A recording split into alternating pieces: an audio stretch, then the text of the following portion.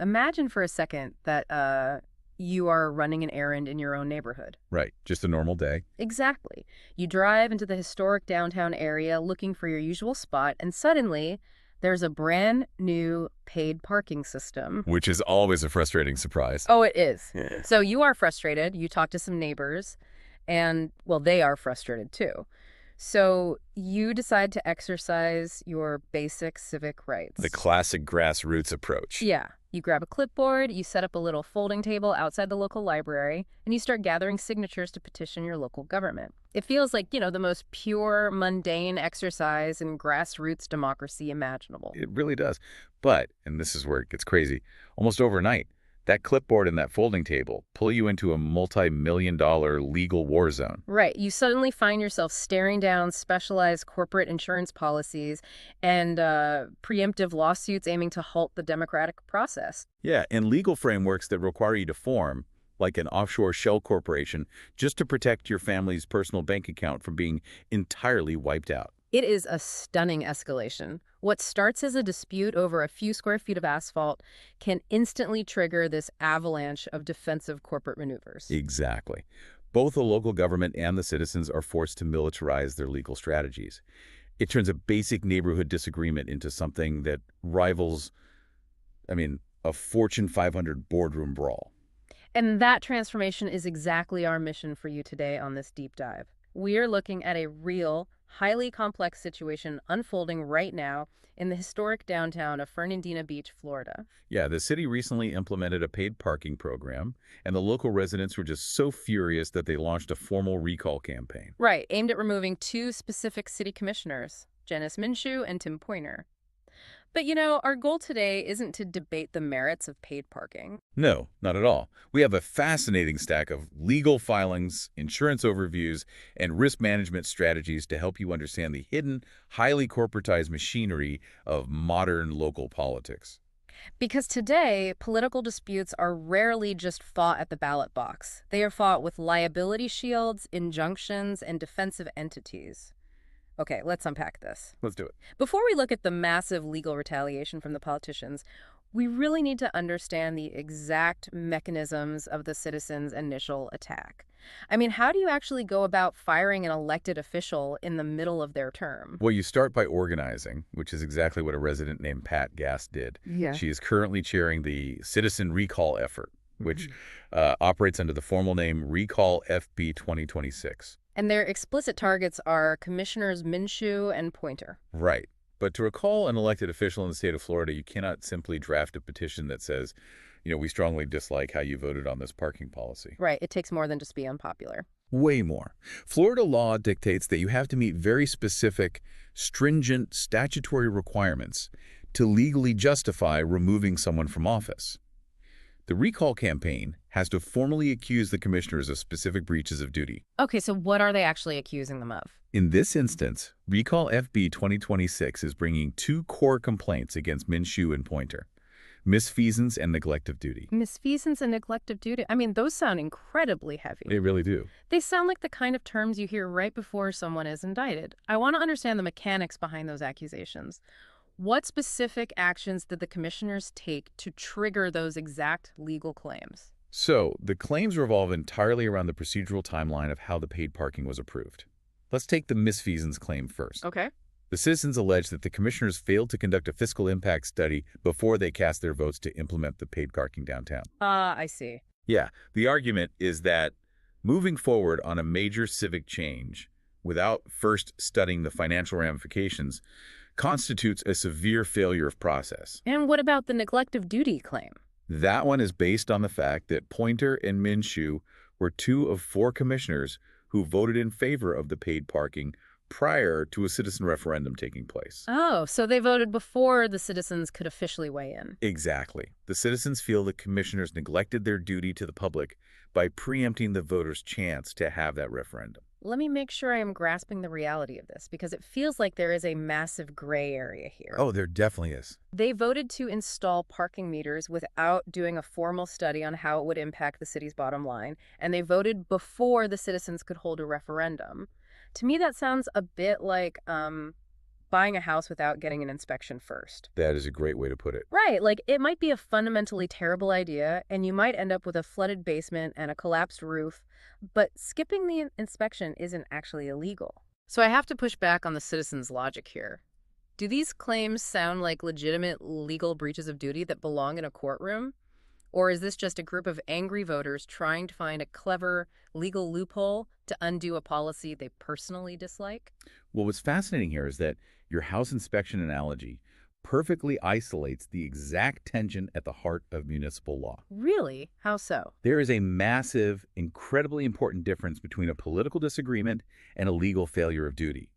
Impartially speaking, the citizens genuinely believe that skipping an impact study and preempting a referendum represents a total breakdown of the fundamental duties an elected official owes to the public. They see it as a fireable offense. Exactly.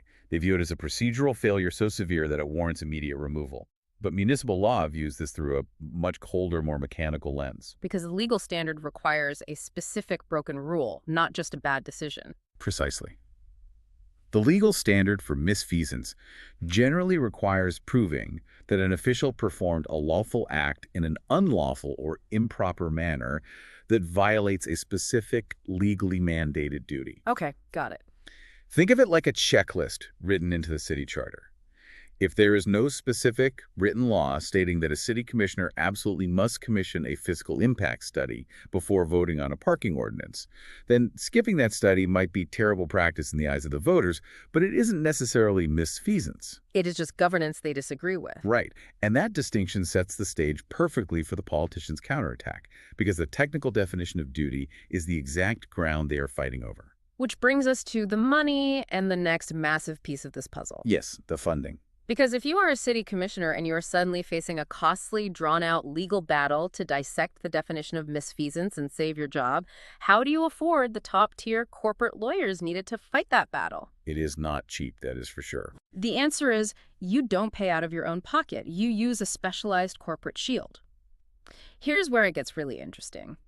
I was looking at the timeline of the City Commission meetings, and on February 17th, 2026, the Fernandina Beach City Commission held 2 separate votes specifically regarding this recall.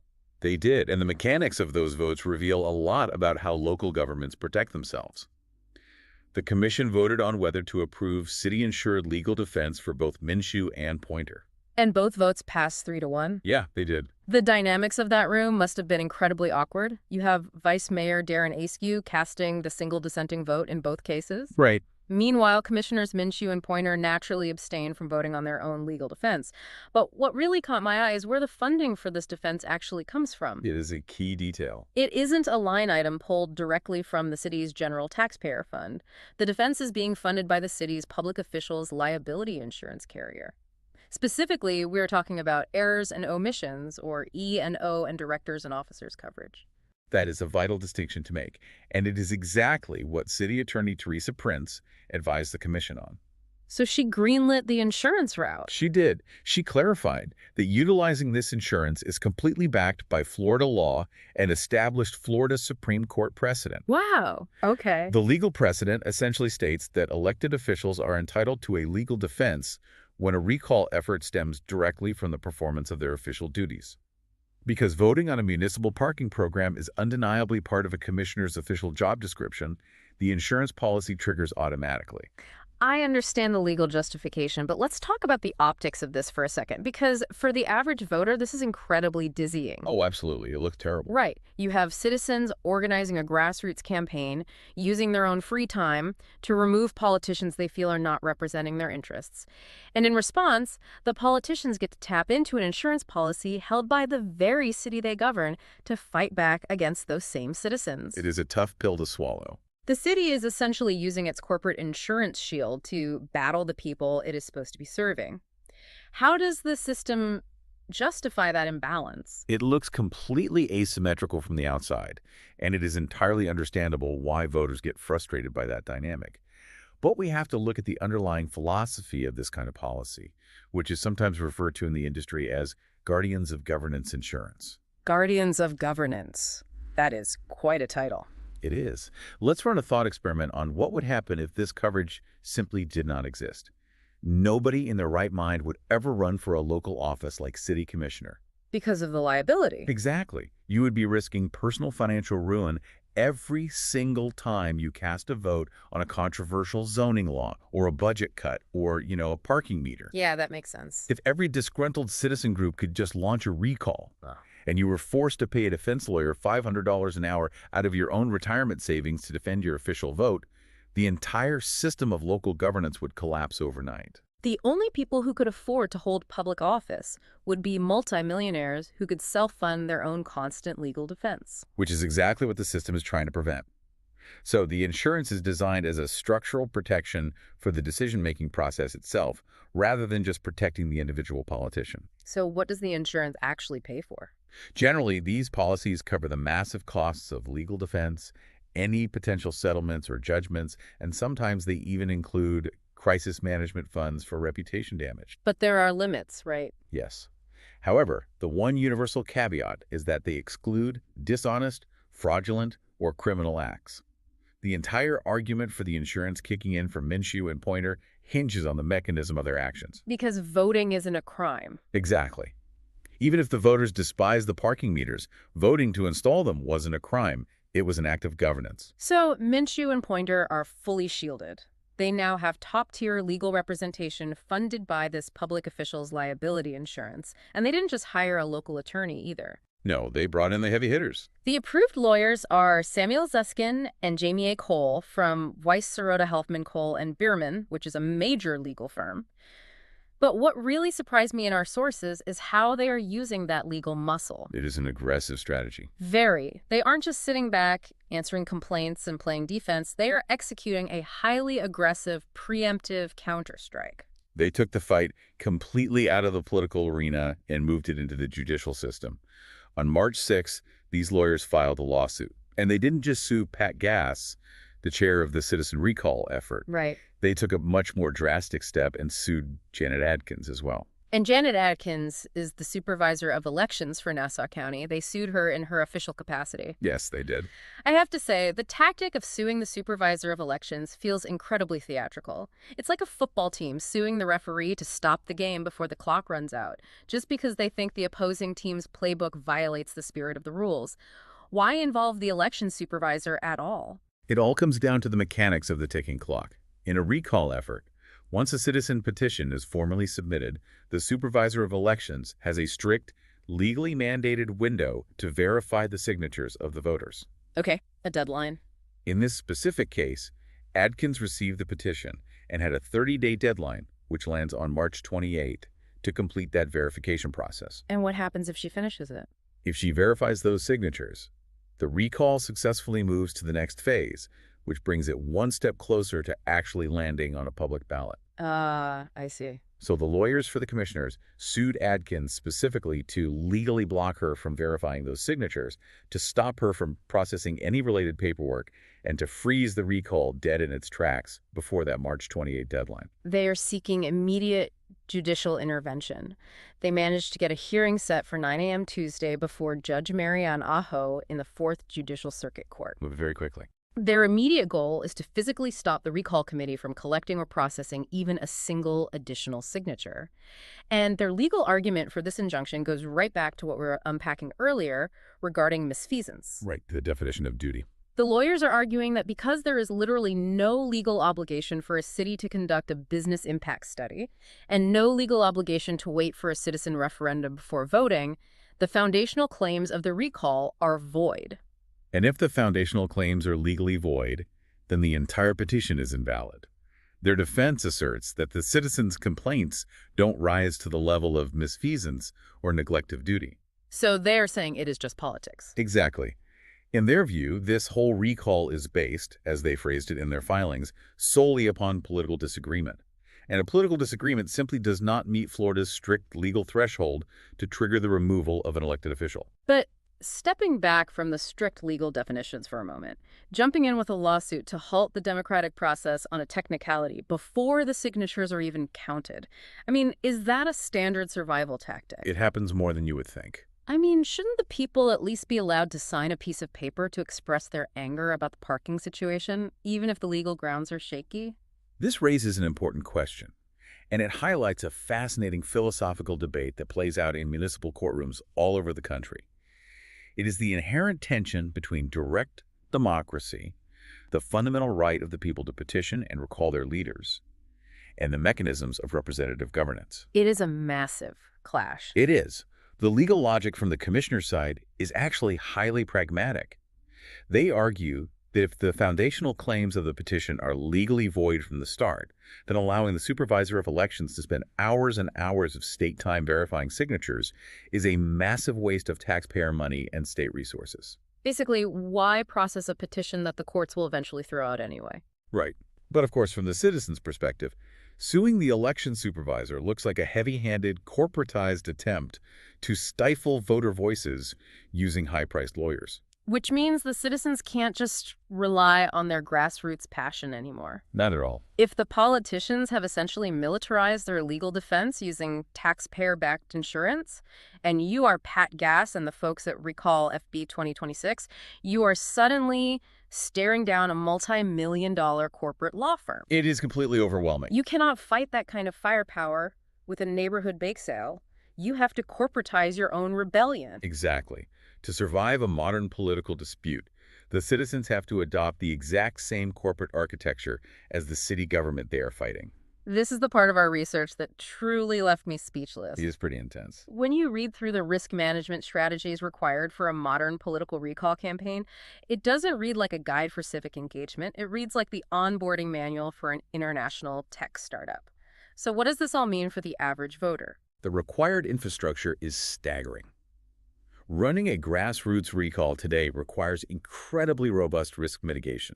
You can no longer just grab a clipboard and stand outside a grocery store because the personal liability is simply too high. Wow. The very first step recommended by Compliance Council is forming a defensive legal entity, like an LLC or a nonprofit. Just to collect signatures. Yes. The sole purpose of this entity is to isolate all financial and legal risks away from the individual organizers. And the strategic questions the citizens have to navigate to set this up are wild. The frameworks we reviewed ask if the organizers should form a standard Florida LLC or if they should seek more protection with a Delaware LLC or a Wisconsin LLC. The options go on and on. They even explore whether a neighborhood coalition should form an offshore LLC. Walk me through how a local neighborhood watch effectively considers turning into a Cayman Islands shell company just to hold a clipboard about parking meters. It sounds utterly absurd until you understand the liability landscape they're walking into. If we connect this to the bigger picture, modern political activism carries immense, life-altering personal liability. I guess that makes sense. Think of the LLC as a titanium submarine hull. If the politician's lawyers fire a lawsuit at the campaign, it bounces off the LLC's hull instead of sinking the personal bank accounts of the volunteers. But the LLC alone isn't enough, is it? No, not at all. Let's look at the types of insurance these citizen groups are legally advised to purchase.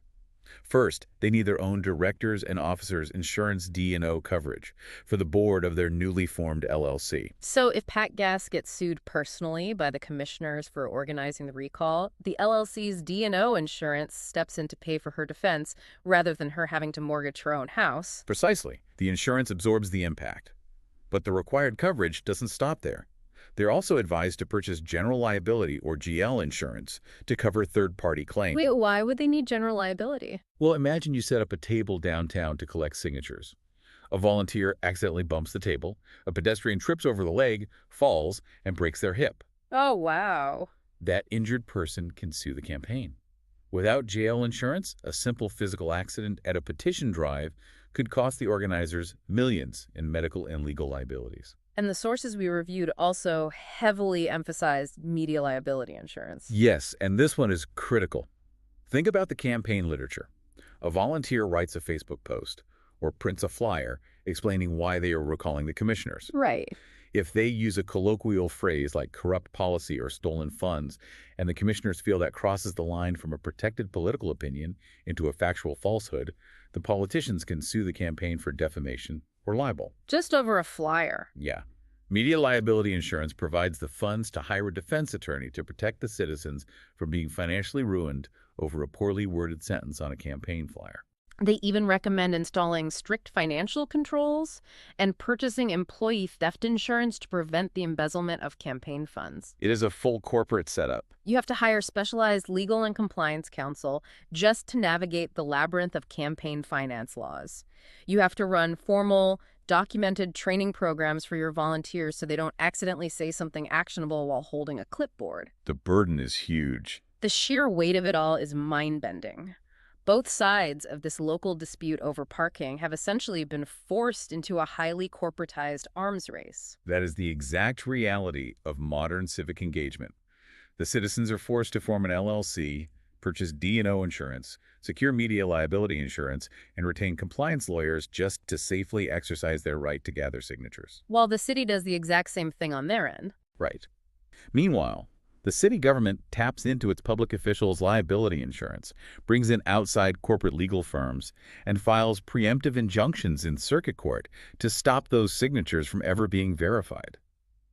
It is a perfect mirror image of corporate warfare, and all of it was triggered by the installation of a few parking meters. It really forces you to look at your own town differently. It definitely does. The next time you see a group of citizens with a clipboard outside the library, or you watch your local city council vote on a mundane zoning law, you have to realize there is this entirely invisible, highly corporatized scaffolding holding the whole process together. Right, it is operating constantly in the background. It isn't just a passionate debate at a town hall anymore.